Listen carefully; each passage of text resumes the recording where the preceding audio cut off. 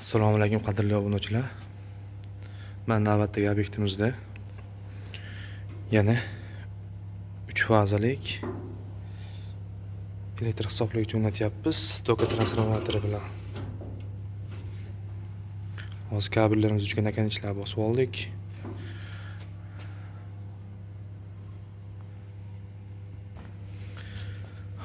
Tokalarimiz bizda 205. Hammasi yana bosqich video qilib olib boraman. Men toka transformatorlarni o'rnatib oldik. Endi kabellarni ulab chiqamiz hisoblagichga.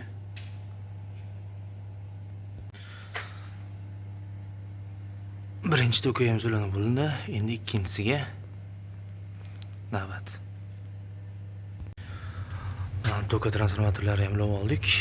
Endi bundan 3 ta faza berib qo'yamiz. Mana fazalarimizni ham berib yubordik. Nolimizni ham hozir korpusga qo'ytiramiz buni. Endi bu yerdan vod ulaymiz.